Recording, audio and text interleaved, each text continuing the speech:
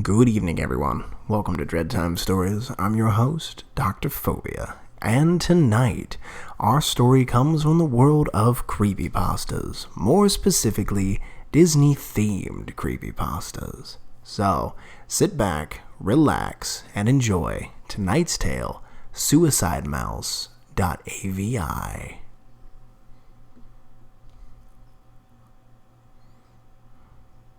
So, do any of you remember those Mickey Mouse cartoons from the 30s? The ones that were just put on DVD a few years ago?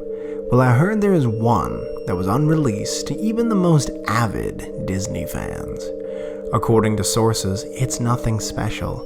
It's just a continuous loop, like the Flintstones, of Mickey walking past 6 buildings that goes on for 2 or 3 minutes before fading out.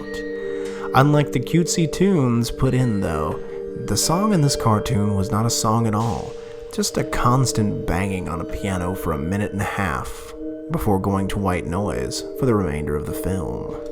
It wasn't the jolly old Mickey we've come to love either. Mickey wasn't dancing, not even smiling, just kind of walking as if you and I were walking with a normal facial expression, but for some reason his head tilted from side to side as he kept this dismal look. Up until a year or two ago, everyone believed that after it cut to black, that was it.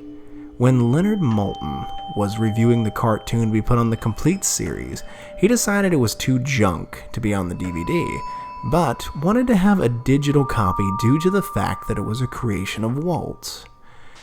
When he had a digitized version up on his computer, he looked at the file and noticed something. The cartoon was actually 9 minutes and 4 seconds long. This is what my source emailed to me in full. He's a personal assistant of one of the higher-ups at Disney and an acquaintance of Mr. Maltin himself. After it cut to black, it stayed like that until the 6th minute before going back to Mickey walking. The sound was different this time. It was a murmur. It wasn't a language, but more like a gurgled cry. And as the noise got more indistinguishable and loud over the next minute, the picture began to get weird. The sidewalk started to go in directions that seemed impossible based on the physics of Mickey's walking, and the dismal face of the mouse was starting to curl into a smirk.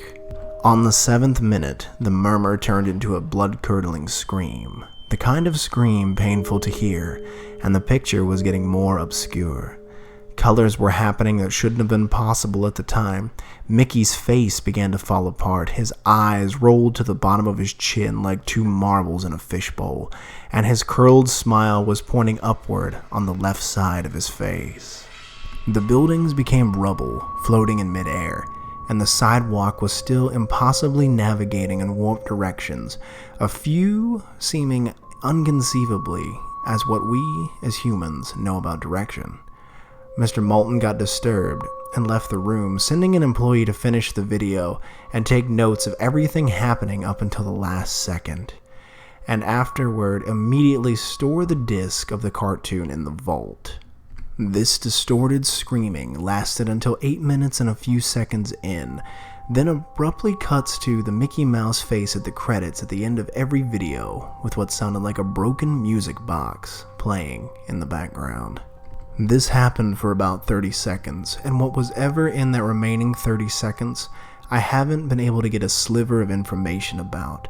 From a security guard working under me who was making his rounds outside of the room, I was told that after the last frame, the employee stumbled out of the room with pale skin, saying, "Real suffering is not known," 7 times before speedily taking the guard's pistol and offing himself on the spot. The only thing I could get out of Leonard Maltin was that the last frame was a piece of Russian text, thought roughly to said, "The sights of hell brings its viewers back in."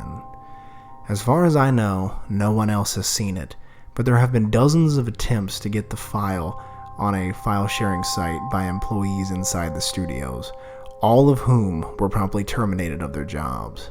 Whether it got online or not is up for debate, but if the rumors serve me right, it's online somewhere under the title of SuicideMouse.avi. And if you ever get a copy of the film, I want you to never view it, but contact me by phone immediately, regardless of the time.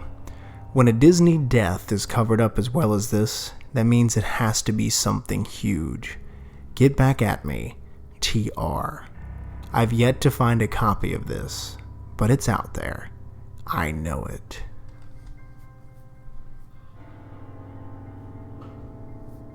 That was suicidemouse.avi.